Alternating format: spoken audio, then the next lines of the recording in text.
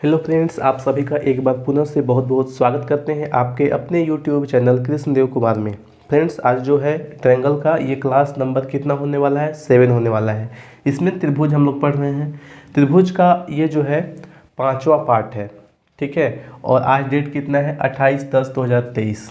और आज हम लोग जो है जैसा कि लास्ट के क्लास में भी हमने बताया था कि हम लोग जो है अब जो जो इम्पोर्टेंट क्वेश्चंस जो एग्ज़ाम में आते हैं वही सारे प्रश्न हम लोग करेंगे इस चैप्टर से। तो चलिए स्टार्ट करते हैं आज की इस वीडियो का। और सबसे पहला प्रश्न जो है यहाँ पे देखिए, क्वेश्चन नंबर 1 क्या दिया हुआ है। यहाँ पे दिया हुआ है DE समानांतर है BC के। ये जो DE जो आपका एक रेखा दिया हुआ है ये किसके समानांतर है, BC के समानांतर है। ऐसा क्वेश्चन पहले भी हमने करवाया है। इसको हम लोग थेल्स थ्योरम का यूज करके करते हैं। तो थेल्स थ्योरम से हम लोग क्या लिखते हैं, यदि डी जो यहाँ पे डी है और ये BC अगर समानांतर होगा तो हम लोग इसको क्या लिख देते हैं, इसको हम लोग लिखते हैं AD/DB। इस तरह से इसको हम लोग लिखते हैं। और इसको क्या लिखेंगे, AE/EC लिखेंगे। इसको हम लोग क्या लिखेंगे, AE/EC। ये कहाँ से लिखे हम लोग, तो ये होता है थेल्स थ्योरम से हम इसको लिख दिए। अब इसी का यूज करके हम यहाँ पे AD इसको हम निकालेंगे। क्वेश्चन में हमको DB भी मालूम है, AE भी दिया हुआ है, EC भी दिया हुआ है, हमको AD निकालना है। तो आइए हम लोग निकाल लेते हैं। AD के जगह पे हम लोग AD ही छोड़ देते हैं।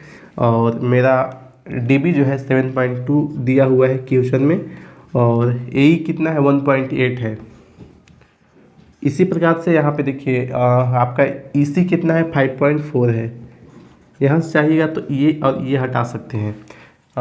इसको हम लोग जो है सो इसको काट भी सकते हैं। 18 का टेबल से 18 1 18 होता है, 18 3 होता है 54 होता है। तो 1/3 हो गया। अब हम लोग इसको क्रॉस गुना करेंगे तो यहाँ से 3AD बराबर क्या आ गया, 7.2 आ गया। अब इसको जो है हम लोग इसको सॉल्व कर लेते हैं। तो AD बराबर क्या हो जाएगा, 7.2/3। तो यहाँ से क्या हो गया, यहाँ से मेरा हो गया 3 2 6 और यहाँ पे 3 4 12। तो कितना निकल के आ गया, 2.4। तो यहाँ पे जो AD होगा वो कितना हो जाएगा, ये 2.4 मेरा निकल के आ जाएगा। तो इस प्रकार से आपको सॉल्व करना है थेल्स थ्योरम का यूज करके। अगर ऐसे प्रश्न आते हैं तो 6.2 के ये सारे प्रश्न हैं। तो हम लोग जो है कर रहे हैं यहाँ पे लाइन से सब क्वेश्चन नहीं करवाएंगे, जैसा हम पहले भी बताए हैं, कुछ सेलेक्टेड प्रश्न यहाँ पे करवाए जाएंगे। तो आइए अब सेकंड नंबर क्वेश्चन की ओर हम लोग बढ़ेंगे। इस क्वेश्चन में क्या है, ये क्वेश्चन नंबर सेकंड से हमने लिया है एक्सरसाइज 6.2 का। इसमें आपको क्या कहा है, यहाँ पे दिया हुआ है, सारा दिया हुआ है। P भी दिया हुआ है, EQ भी दिया है, PF भी दिया है और FR भी गिवन है क्वेश्चन में। तो यहाँ पे कह रहा है कि बताइए कि EF जो है, ये जो EF है ये समानांतर है QR के, पैरेलल है, यानी कि समानांतर है। ये आपको बताना है कि पैरेलल है कि नहीं है। ये सारा आपका गिवन है पहले से, ये सब क्या है दिया हुआ है आपका, ये सब क्या है गिवन है। तो हम देखिए कैसे करेंगे। यहाँ भी हम इसी वाला जो थेल्स थ्योरम है इसी का हम लोग यूज करेंगे। देखिए चेक करने के लिए हम लोग करेंगे। तो यहाँ से यहाँ पे आपका PQR है। तो यहाँ पे क्या हो जाएगा, इसको हम लोग लिखेंगे PE/EQ। ये किसके बराबर होगा, PF/FR के बराबर होगा, PF/FR। अगर इसका PE/EQ बराबर हो गया PF/FR का, अगर ये कंडीशन सही हो जाता है, ऐसे कंडीशन में क्या हो जाएगा कि EF समानांतर QR हो जाएगा। तो हम लोग चेक कर लेते हैं। यहाँ पे कितना है, 3.9 है और यहाँ कितना है, 3 है। इसी प्रकार से यहाँ कितना दिया है, PF 3.6 है, यहाँ पे कितना है, FR 2.4 है, 2.4। अब देखिए हम जब भी डेसिमल हटाते हैं तो 1 0 लगाते हैं, लेकिन नीचे से भी 1 हटाएंगे। तो अगर यहाँ मान लेते हैं कि हम 1 0 यहाँ 10 लिखते हैं, यहाँ भी 10 लिखते हैं, तो ये 10 से ये 10 कट जाएगा। इसीलिए यहाँ पे हमने इसको छोड़ दिया था। ऊपर नीचे दोनों जगह बराबर के बाद यहाँ पे डेसिमल रहता है। तो इसको हम लोग जो है डायरेक्टली डेसिमल हटा सकते हैं, क्योंकि बाद में अगर हम 0 लिखेंगे तो 0 कट जाता है। इसीलिए यहाँ पे हटाएंगे तो यहाँ हमको 1 0 लिखना पड़ेगा। अब इसको आप काट लीजिए। यहाँ पे इसको 3 का टेबल से काटिएगा तो 10 बार में, और ये आपका 13 बार में कट जाएगा। ये सब इजी कैलकुलेशन है, आसानी से इसको कर सकते हैं। 12 का टेबल से इसको काट लीजिए, 12 का टेबल से ये 3 बार में और ये 2 बार में। अब यहाँ से देखिए क्या आ गया, यहाँ तो आ गया 13/10 बराबर 3/2। तो ये बराबर नहीं हुआ, यानी कि ये जो है P F upon E Q बराबर P F upon F R नहीं है। ये वाला जब नहीं है तो हम कह सकते हैं कि यहाँ पे ई एफ समानांतर क्यू आर नहीं होगा।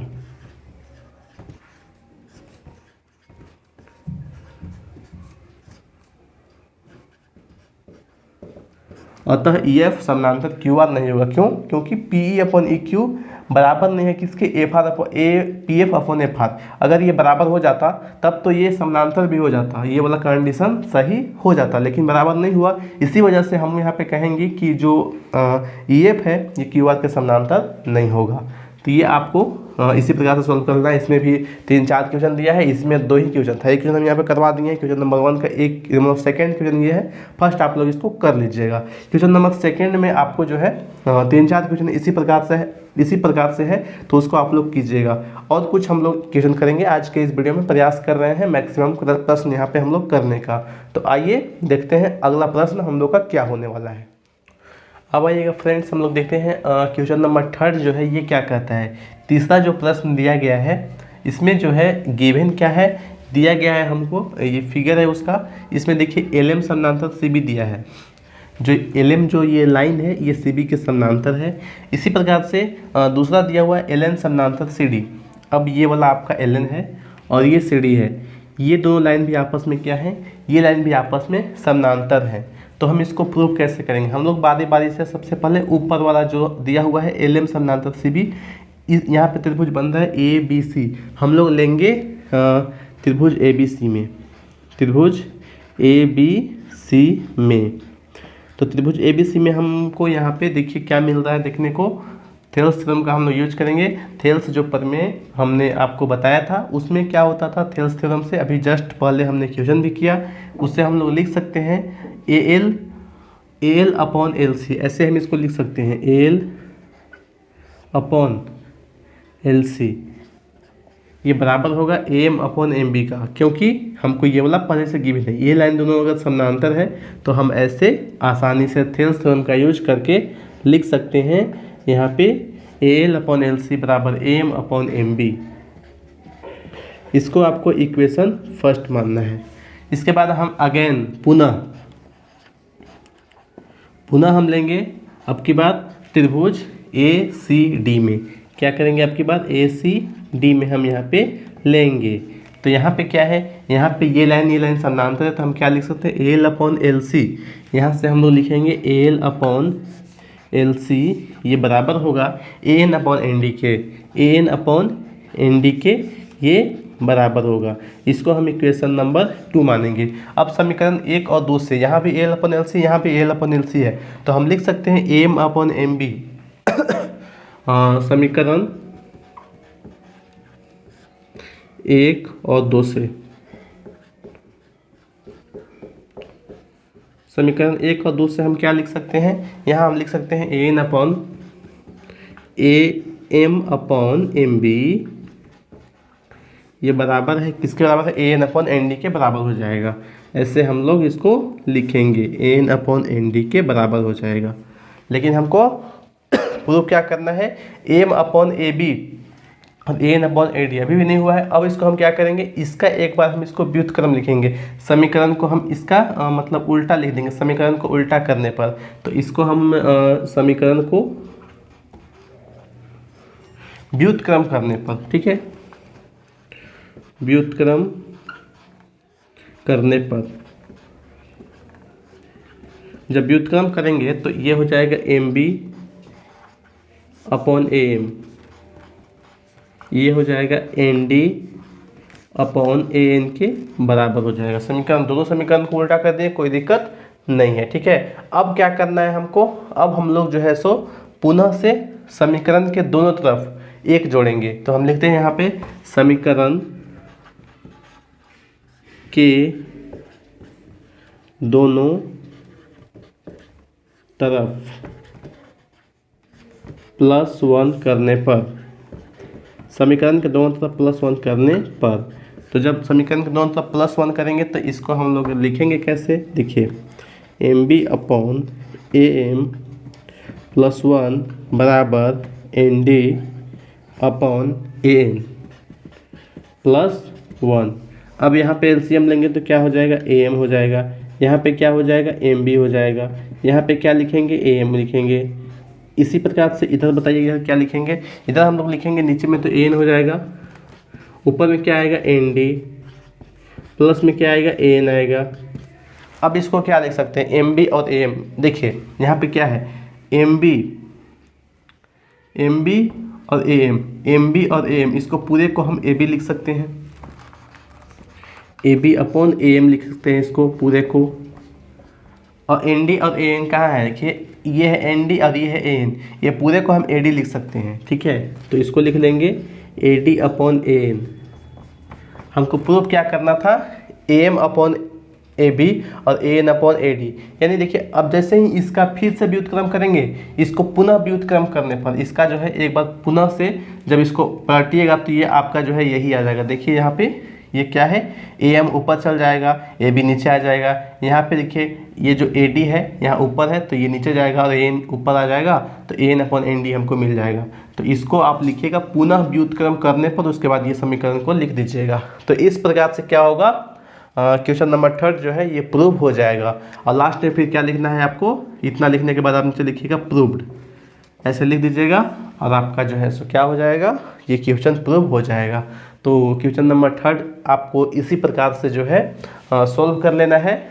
और क्वेश्चन नंबर जो आपका इसके आगे है एक क्वेश्चन और जो हम छोड़े हैं, इसके बाद एक क्वेश्चन आपका और होगा, वो सब इसी प्रकार से होगा, सब लगभग सेम ही है।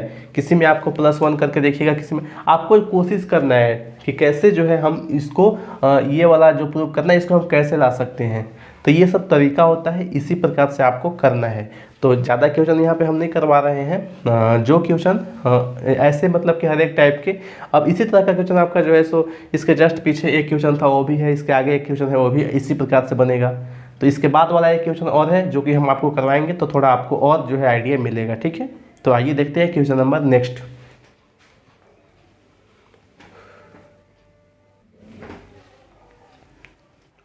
अब आइएगा फ्रेंड्स, वो देखते हैं आज का चौथा प्रश्न। और ये भी आपका जो है पीछे जो क्वेश्चन हम लोग सोल्व किए हैं उसी से मिलता जुलता है, थेल्स थ्योरम का यूज करके हैं, इसको भी हम प्रूव करेंगे। आइए देखिए इसमें कैसे करना है। यहाँ पे दिया हुआ है आपका डी समानांतर ओ क्यू है, ये जो लाइन है डी ई और ये ओ क्यू, ये समानांतर है। इसी प्रकार से डी एफ और ओ आर, यहाँ पे देखिए ये है डी एफ और ये ओ आर है, ये लाइन और ये लाइन समानांतर है, और ये लाइन समानांतर है। तो कह रहा है कि आपको प्रूव करना है, यहाँ पे या तो ये दे सकता है या आपको ऐसे भी कर सकता है कि जो ई एफ लाइन है ये समानांतर होगा क्यू आर का, ये दोनों में से आप कोई एक प्रूव कीजिएगा तो दोनों प्रूव हो जाएगा। क्योंकि जब समानांतर होगा तब हम इसको जो है थेल्स थ्योरम का यूज करके हम लोग इसको लिख पाते हैं पी अपॉन ई क्यू बराबर P F upon F are, ठीक है। ये वाला पी अपॉन ई क्यू बराबर P F upon F R. तो सबसे पहले हम लोग लेंगे यहाँ पे पहला जो दिया हुआ है इसका यूज करते हैं डी और ओ क्यू। तो यहाँ पे ध्यान से देखिएगा इसमें हम लोग कैसे लिखेंगे। सबसे पहले हम लोग लिखेंगे त्रिभुज पी ओ क्यू में, त्रिभुज पी ओ क्यू में। तो इसमें क्या है, इसमें हम लोग क्या लिख सकते हैं, अगर ये लाइन समानांतर है तो क्या लिख सकते हैं, हम लोग लिख सकते हैं P D upon D O, ठीक है। क्या लिखेंगे, P D upon D O, ये बराबर होगा किसके बराबर होगा, P E upon E Q के बराबर होगा, P E upon E Q के बराबर होगा। इसको इक्वेशन नंबर 1 मान लीजिएगा। इसके बाद वापस से हम लोग लेंगे त्रिभुज, पुनः लेंगे हम लोग त्रिभुज, किसमें, पी ओ क्यू में लेंगे। अब की बात नहीं, सॉरी पी ओ आर में लेंगे। पी ओ क्यू हम लोग ले लिए, पी ओ आर इधर साइड वाला में लेंगे, पी ओ आर में। इसमें हम लोग देखिए ये लाइन और ये लाइन समानांतर दिया हुआ है तो हम लिख सकते हैं P D upon D O. यहाँ पे हम लोग लिखेंगे P D upon D O बराबर क्या होगा, यहाँ पे है P F upon F R. क्या हो गया मेरा, P F upon F R, ये हो गया, ये इक्वेशन नंबर 2 हो गया। अब देखिए समीकरण 1 और 2 से हम लोग क्या लिख सकते हैं, यहाँ पे देखिए P D upon D O, यहाँ पे P D upon D O है, तो हम लिख सकते हैं यहाँ पे समीकरण 1 और 2 से, समीकरण 1 और 2 से क्या लिख सकते हैं, पी यहाँ से पी अपॉन ई क्यू ये वाला आ गया, P F upon F R, यहाँ देखिए P F upon F R, तो हम लोग यहाँ से लिख लेंगे P E upon E Q बराबर है P F upon F R के, P F upon F R के बराबर है। तो इस प्रकार से ये प्रूव्ड हो गया, इसमें कुछ भी हमको आगे नहीं करना पड़ेगा। कभी कभी व्युत्क्रम करना पड़ेगा, उसमें ऐड करना पड़ेगा +1, ठीक है, कभी कभी माइनस करना पड़ेगा। तो ये सब क्वेश्चन के अकॉर्डिंग होता है। यहाँ पे डायरेक्ट हो गया तो ये वाला को आप लोग को डायरेक्ट कर लेना है, ठीक है। तो इसके बाद में 6.2 जो है सारा इसी तरह का है, कुछ थ्योरम्स दिए गए हैं 6.2 में। तो 6.2 का जो है आपका सारा कुछ हम जो है इसमें हर एक जो क्वेश्चन आने लायक है वो हम करवा दिए हैं, बाकी सारा इसी से मिलता जुलता है, तो आप लोग कर लीजिएगा।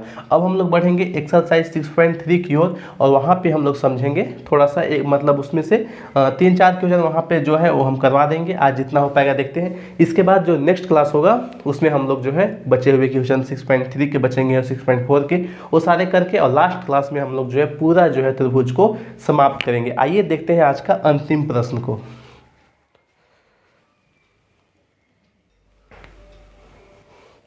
फ्रेंड्स आइए देखते हैं हम लोग क्वेश्चन नंबर 5। इसमें क्या कहा है, ये जो क्वेश्चन है इसमें आपको कहा गया है, सिंपल आपसे मतलब पूछा है, दो त्रिभुज आपको दिया हुआ है। क्वेश्चन नंबर ये जो 6.3 है उससे हमने ये प्रश्न लिया है, पहला क्वेश्चन जो वहाँ पे है वही वाला है, ठीक है। इसमें और भी बहुत सारे प्रश्न हैं जो कि आपको जो है इसमें मतलब दो त्रिभुज दिया हुआ है। अब पूछा है कि क्या दोनों त्रिभुज समरूप है, अगर समरूप है तो कौन से कसौटी से, ये आपसे पूछा है कि किस कसौटी से ये समरूप है।